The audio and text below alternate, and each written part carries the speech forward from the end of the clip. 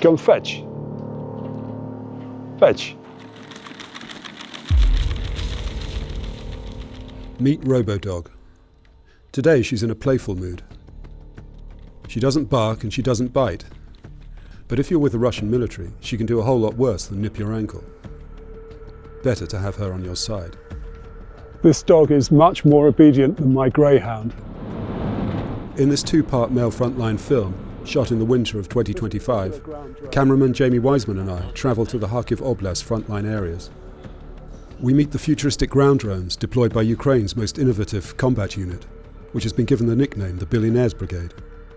We spend an evening in a vampire's crypt near the Russian border and watch the vampires bite. We see how a disabled tank is recovered under cover of darkness, while the ever-present drone threat interrupts an old-fashioned artillery strike. Okay, there's a drone very close, and we're going to have to go to the shelter ourselves. Frontline is spending a week with Robo Dog's owners, the so-called Billionaires Brigade. The unit claims to be the template for a future cutting-edge Ukrainian army. Certainly it's among the most innovative and glamorous of the frontline formations here. As such, the brigade is able to recruit Ukraine's best officer cadets, counts a number of celebrities among its volunteer soldiers, and is no stranger to visiting global dignitaries. It might have started as a territorial defence unit, but Dad's army it is not.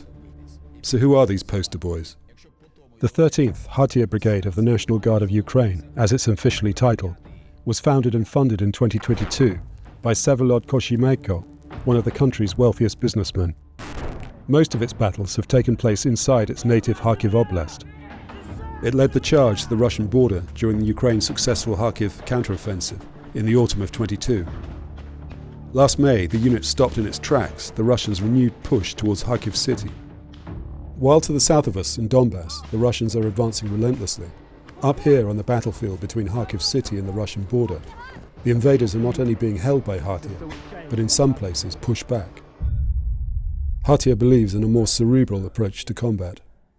Mission planning and execution follow NATO rather than Soviet protocols. Each attack is prepared and reviewed in detail, using 3D printer-made models and specialist software. A Kharkiv S3 planning officer spoke to Frontline about the brigade's adoption of the 7-step military decision-making process, which is followed in the West.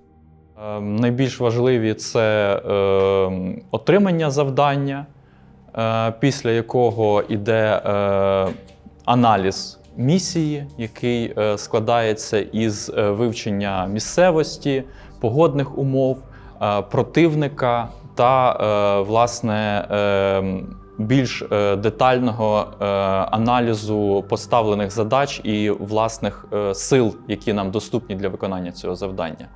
Які типи відпрацювань, оцих rehearsals, ви робите в підготовці до місії? По-перше, це відпрацювання на макеті місцевості, який за великим рахунком нагадує карту, де ми використовуємо модельки, роздруковані на 3D-принтері. Другий елемент такого відпрацювання – це вже на більшому макеті, де, скажімо, командири малих піхотних груп, командири машин присутні. А третій етап, найбільш масштабний, це вже відпрацювання на самій місцевості, коли підрозділи у повному бойовому спорядженні з своїми машинами бойовими відпрацьовують найбільш важливі етапи виконання завдання, такі як розгортання в бойовий порядок на техніці, спішування і, власне, ті дії, наприклад, дії штурмових груп, які передбачаються при, власне, виконанні завдання. This is how that theory looks in practice. The footage you're about to see now, provided to Frontline by Kharkiv, chronicles a combat operation in the second half of 2024, from the planning process to the full-blown assault on Russian positions in a forest northeast of Kharkiv city. Some of the footage has been censored for security reasons.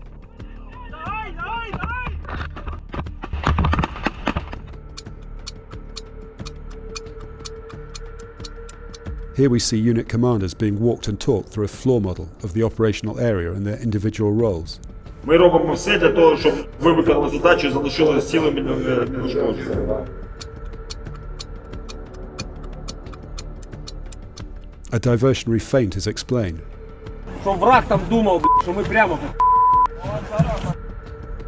The attack's armoured thrust is practiced for a final time. The assault troops gather in darkness and are assigned to their vehicles. Все, заезжайте, там. Головне, щоб мама не побачила. Мама думає, що я вдома.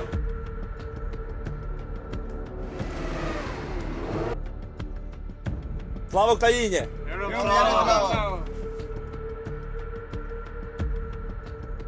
Sunrise. The attack is about to be launched. As Hatia's armour advances on the enemy tree line, watched by friendly drones, artillery is beginning to fall. This is the moment of truth for the assault infantry. Basic instructions from the troop commander.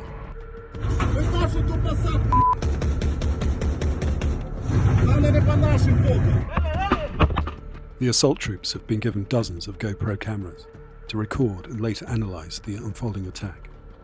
What you're watching is not an exercise. This is a close-quarter small arms battle on the edge of the forest. Tension back in the control room.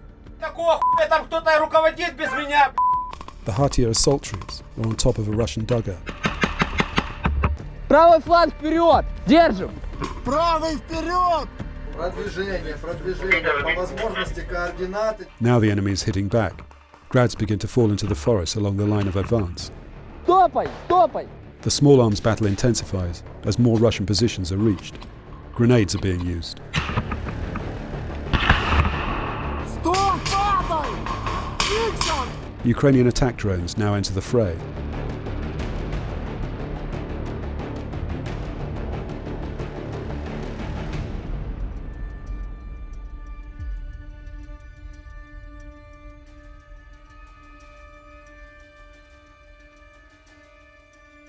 Нам надо 60-кой отработать 60-кой.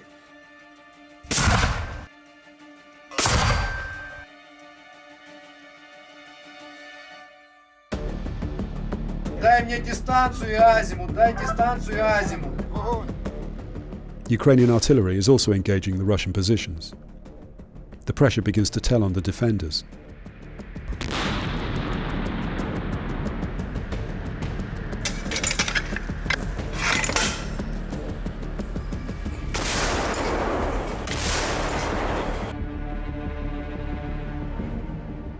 The Ukrainian drones record Russian soldiers fleeing their positions.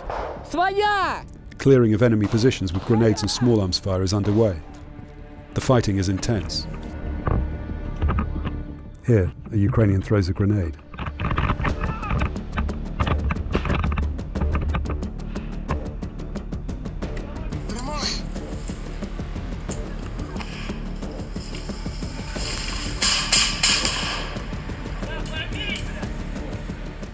Another grenade into another Russian trench.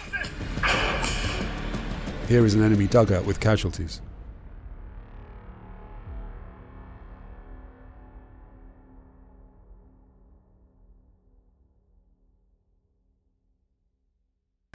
Отработали около 5-6 нор. Все гранаты туда закинули. Жестокий убийца. Frontline understands that as a result of this assault, the Russians suffered more than 60 casualties, lost a howitzer and an anti-tank firing position, and were driven back to their next line of defence. Hatia can get their hands as dirty as any other infantry brigade, but what we really wanted to see were the combat robots for which the unit is known. The Ukrainians call them ground drones. It took a little time to arrange the demonstration. That's because the remote-controlled machines are already being used on the battlefield. They're not toys or prototypes. In fact, Hatia claims to have carried out the world's first ever remote-controlled machine-only attack on a Russian position in Kharkiv in December. To view the evidence, we drove north to Kharkiv from Donbass on one of the few truly wintry days in January. The drone unit operates out of a secret workshop in Kharkiv city. It's led by 20-somethings rather than the Generation X's you tend to find in charge of other units on the front line. In fact, the average age of the whole of the Kharkiv Brigade is only 31. These are young scientists or gamers who've brought their peacetime skills to develop this high-tech warfare. Jess, aged 20, is the unit's coder. Я займаюся налаштуванням польотних контролерів. Це такі платки всередині дрона, які допомагають дрону приймати команди від оператора. Тобто я займаюся налаштуванням цих платок, периферії, для того, щоб дрон розумів, куди йому їхати, де повернути і взагалі що робити. How does it feel to work? How do you feel about working for such a special unit? Ну, в цілому мені подобається і дуже цікаво працювати в цьому напрямку, тому що підрозділ дуже перспективний. Те, чим ми займаємось, поки що не так розвинено, тому розвиватися дуже цікаво. І також мені подобається працювати в команді з провідними фахівцями і людьми, тобто фахівцями своєї справи. Okay. And could I ask you finally, what did you do before the full-scale invasion? До того, як я пішла служити, я навчалась, працювала, тобто жила своє звичайне життя. Просто намагалася розвиватися в зовсім в іншій справі, але в якийсь момент я усвідомила, що тут моє місце. Thank you very much, Jess. Pan 26 is the unit's deputy commander. A molecular biologist by training, he was about to begin a PhD in Germany when the full-scale invasion began. His particular interest was biological evolution. Now he's involved in the development of war machines. What we're looking at actually are ground drones. These are sort of robots that can be remotely controlled on the battlefield, yes? Of course, they can be remotely controlled, and we usually control them remotely and trying to do it as far from battlefield as it's possible for safety of our operators. This particular drone is used for logistics. Well, we can see it's carrying a lot of firewood here. Yeah, it is because we used it for testing. Its capabilities. But it could be used for ammunition. Of course, ammunition, any supply. I guess it's actually replacing human beings for doing or more vulnerable vehicles which need to be manned by human beings. Yes, you're right. It replacing humans, making their job easier, safer, and also replacing other vehicles that are more vulnerable and more costly. And I can see these, they have either tracks or they have heavy tires. These are capable of going across pretty rough terrain, yeah? Yes, but everything has its limit. Could you tell me, I know this unit is still pretty secret and confidential, but I mean, how long have you been operating on the battlefield? Our unit operating on a battlefield for around half a year. And that's on the Kharkiv front, yeah? Yeah. And are you, I know this is early days yet, but are you encouraged by the results of your operations with these ground drones? We enjoy our result because we don't have a lot of people. Each person highly specialized.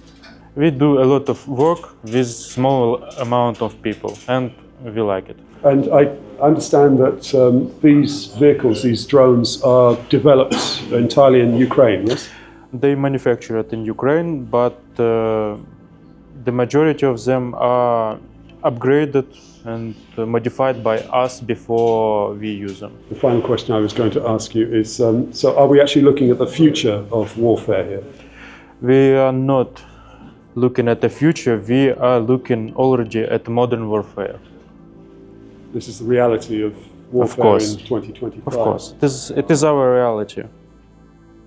All kinds of military robots are to be found here, from machines that can lay anti-tank mines or mount machine guns to heavy load carriers. All are controlled remotely, obviating the need for a human to be in the line of fire.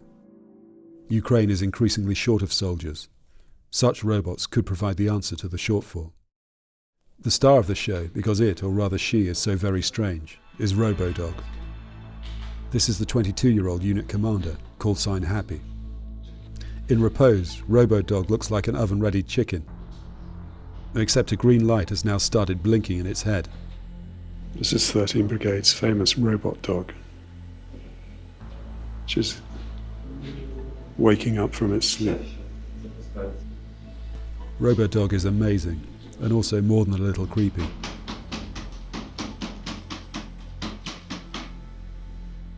Unlike the other robots deployed by the brigade, she was not developed in Ukraine. It's amazing. She's an adaptation of the Go-2 model, made by the Chinese company Unitary Robotics. Off the shelf, the Go-2 costs a little over £2,000. Sit. Hatia has been trialling RoboDog for close-quarter battlefield reconnaissance, using its stealth capabilities and powerful head-mounted camera that can relay real-time video feed to an operator several kilometres away. Beg. Up.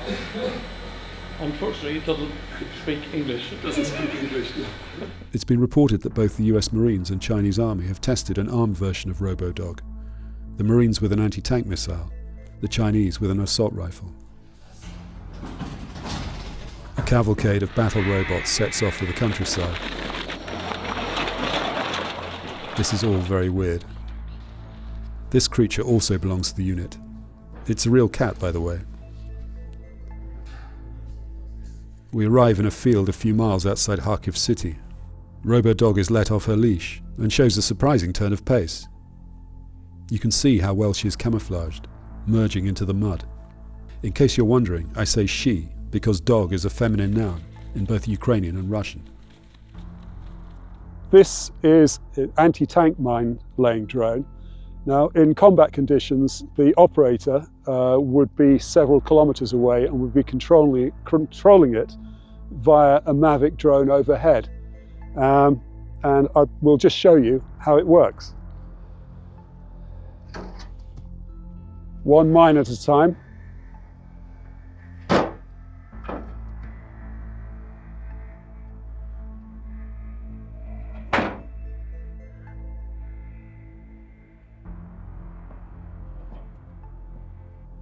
All done remotely and without any particular risk to the operator. We now have an anti-tank barrier on this part of the field. This particular ground drone is designed to mount a 7.62 machine gun somewhere here. It has been used in combat and it has been used to attack Russian positions. Again, it will be used remotely. The operator can be several kilometers away and he'll be directing it, she will be directing it via a Mavic type reconnaissance drone overhead. Let's see it move. You see it's got plate armor and the turret also revolves. This kind of technology is not the future of ground combat. This is actually happening now on the battlefield. Here we see footage of one of the Ukrainian machine gun drones successfully attacking a Russian position inside Kursk. I'm invited to take control of one of the small fast robots that could perform several tasks from carrying supplies to kamikaze attacks.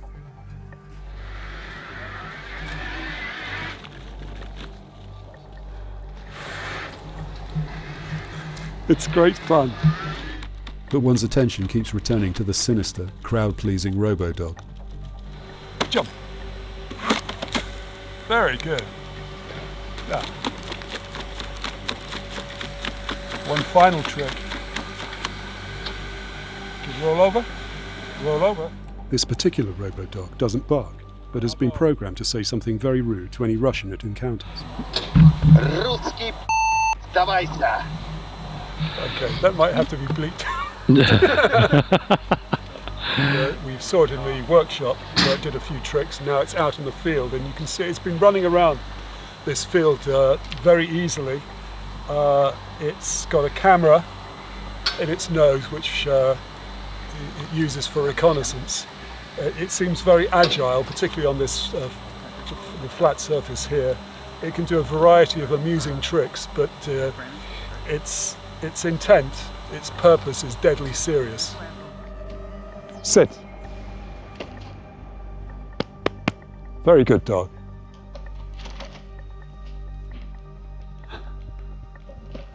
Very good. This footage is giving a slightly misleading impression, as it is the RoboDog's controller, a soldier standing just off camera, who is the one following my instructions, rather than the drone itself. No doubt, with the evolution of AI, that day will come. Now let's look at what RoboDog saw of this sequence, or rather the images conveyed to her pilot. Good dog.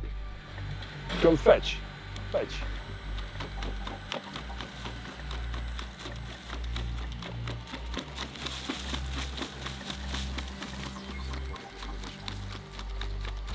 This dog is much more obedient than my greyhound. Like a spaniel after a walk on a wet winter's day, she needs a bath. Nor is she completely sure-footed. This is some considerable leap forward from K9, who appeared in Doctor Who while I was during my childhood. Meanwhile, around us, the more conventional war carries on.